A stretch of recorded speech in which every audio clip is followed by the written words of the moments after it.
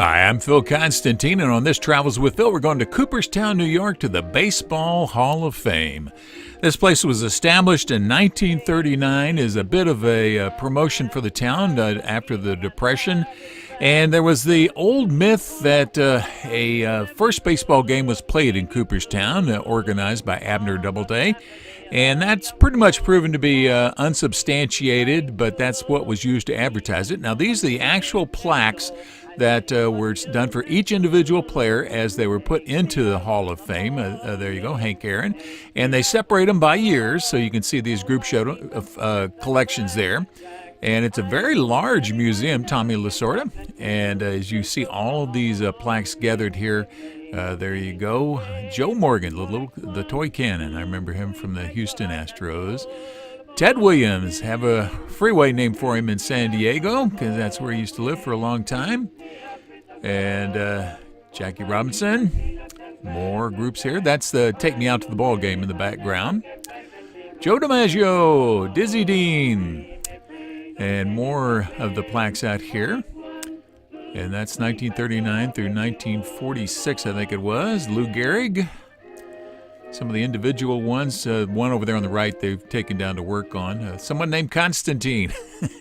Don't see that name very often, although it's a middle name. 1999 through 2000, and they make smaller groupings here for the more recent ones, but they still have room to expand as far as the future is concerned. And in fact, you'll see there's a couple of blank spots. There's Tony Gwynn, San Diego Padre, me standing in front of him. My Travels with Phil continues in the Baseball Hall of Fame. There you go, Vince. That's for you. Tony Gwynn.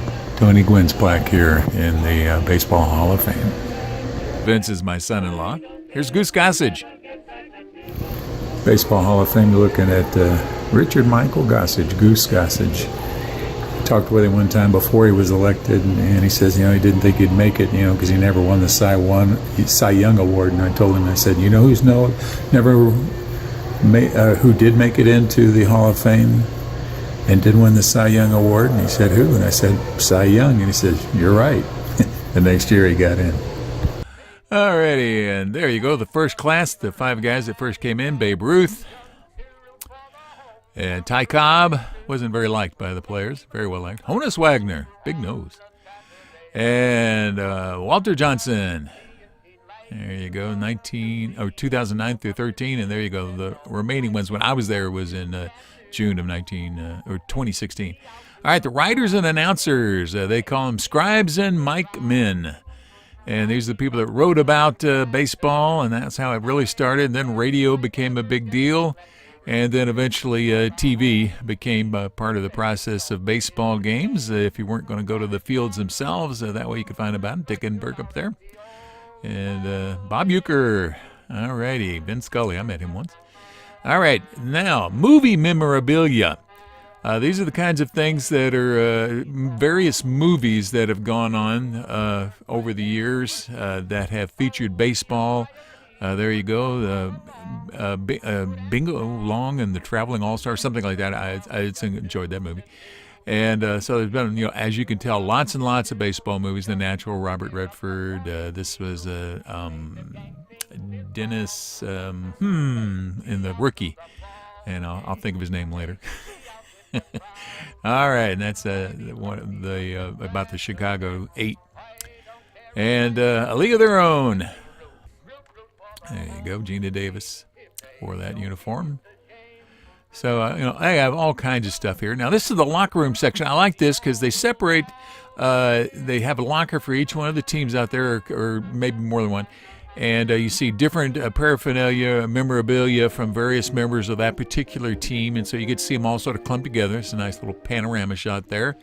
The Twins, the Mets, the Yankees, the Brewers. So a little bit of all of them.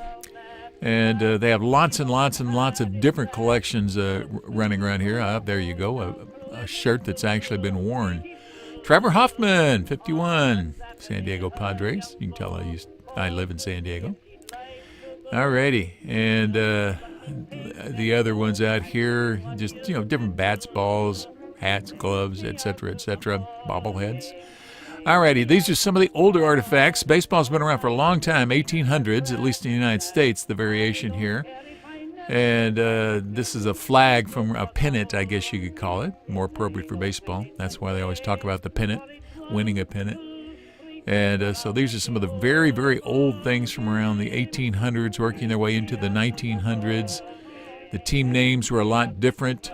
Red Stockings instead of Red Sox, as they were called back then. And bibs on the front of their jerseys.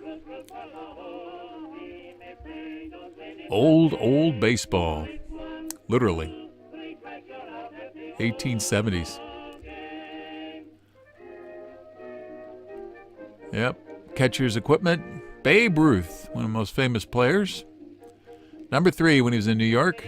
Came from Boston. That's why they always talk about the Boston curse, because they traded away Babe Ruth. Bowling ball. Hey, you never know what you'll see in the Baseball Hall of Fame. Going to be a chicken coming up later. Famous bat. Baseballs themselves, you'll see a lot of baseballs, a lot of signed ones, ones that aren't signed because they were used and just never signed, or they don't show you the signed part. A lot of programs, things like that. A few tickets, you'll see copies of tickets, car keys. Shoes, lots of shoes.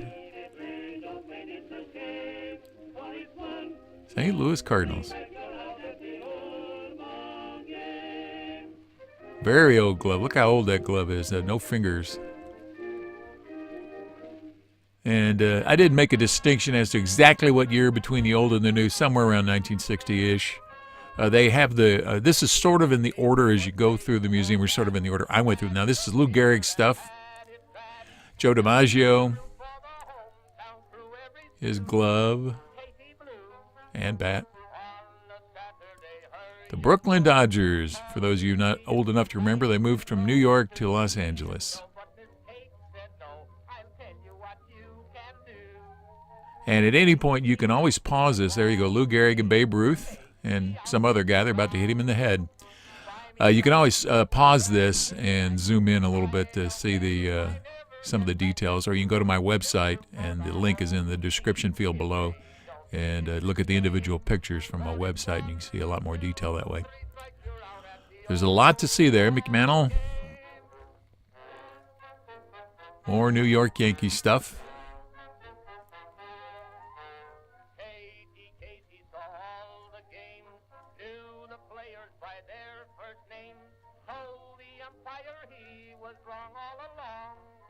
This is the Negro League section. I got some of that memorabilia. Abner Doubleday, inventing Abner Doubleday. Yeah, the long story said he invented baseball, he wrote the rules for it, and it turns out he may not have had too much to do with it at all. Supposedly he organized the first game there in Cooperstown. That's why the museum is there. Walter Johnson's locker. Literally took it out after he retired and put it in the museum. They're talking about building building baseball parks. Music and art. First one comes from Creedence Clearwater Revival. The song "I'm Ready to Play, Coach." Other baseball music. This is one of Leroy Neiman's paintings. He was from the 60s, 70s, early 80s. More popular back then. Norman Rockwell, Is It Raining? Women's section. They do have a small section here. There you go. That's what the movie League of Their Own was promoting when women did play baseball in the 40s during the war.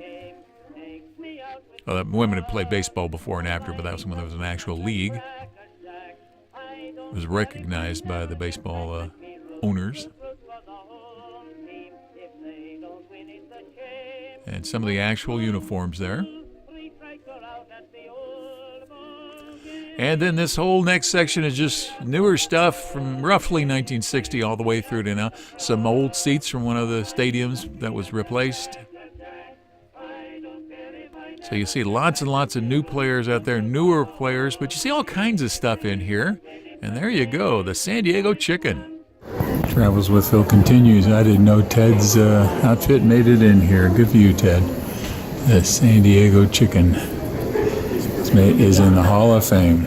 There he is. Poultry in motion.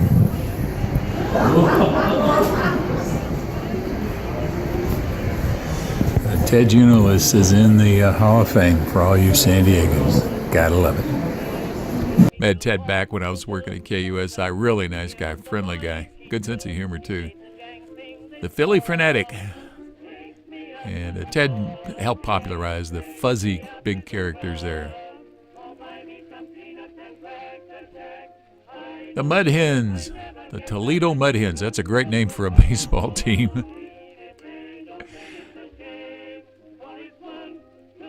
Yep, so reverse the curse. You'll see lots of things out there, slangs, sayings that came from baseball.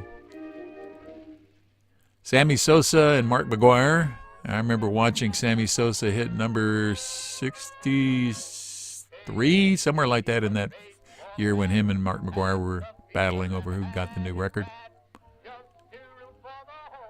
That was out at the Padres Stadium. Tony Gwynn's jersey.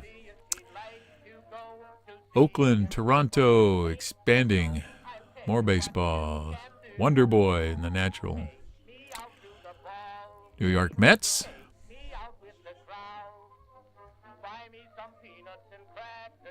And a little section here about putting pine tar on your back.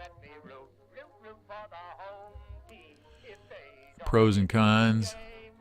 Opening a Dodger Stadium. I don't remember what that LL one was for. Records and milestones. Lots and lots of records. Baseball is all about statistics. They keep track of everything. A statistician's paradise. RBIs during a season, during a lifetime. Roger Hornsby. 402 batting average. That's amazing. Rare occasion where you... Travels with Phil continues. The Baseball Hall of Fame. Well, is Pete Rose in the Hall of Fame? Well, sort of. He made it into the records section here. About the most hits in a career. We have a little video of him. So while he may not have made it as a player, he's made it at least on his record. Yep, Pete Rose is in there and just was never inducted as a player. And there's a couple of ways you get in. You can either be picked by the Baseball Writers Association of America or by the Veterans Committee. And they nominate people and you vote them. You have to get so many votes, so many years after you quit playing before you can be nominated. Every once in a while they'll throw an exception. I believe Roberto Clemente didn't have to wait the full time when he died in a plane crash. They put him in within a year or two. But it's a process, and not everybody agrees with the process. You know, how valuable is a full-time player versus a relief pitcher, that kind of thing.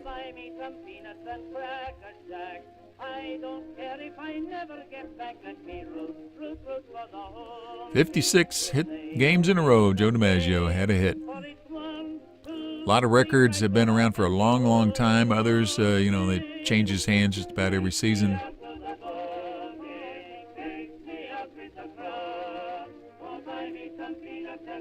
Some records are, you may have the team record or a stadium. The 45s, that was in Houston, the Colt 45s. A lot of teams had different names. They changed their names. They went from the minors to the majors and had a different name. They changed their names sometimes when they changed their locations from one city to another. Sometimes they don't. Dodgers is an example. They kept their name. I used to work in the Astrodome, so I saw a few baseball games. Yes, I have worked almost everywhere.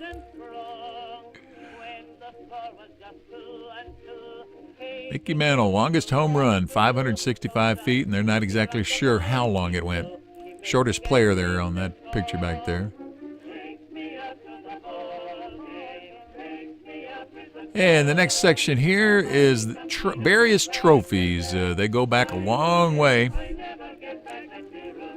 I think that was 1908, something like that.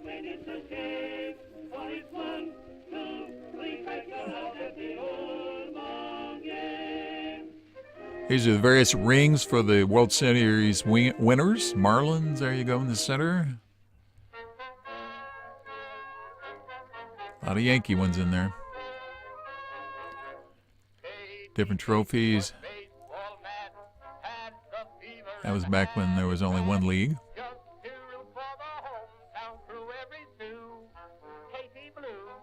There's the World Series trophy over on the left. There you go, close up of it.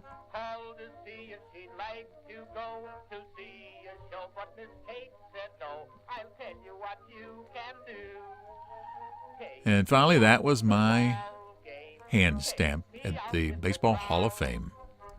Thank you for watching this video. If you liked it, please give it a thumbs up by clicking on the button below. You're welcome to leave comments below as long as the language is family friendly. And finally, if you'd like to see more of my videos, please subscribe to my channel by clicking the button over on the bottom right-hand corner. Thank you again for watching.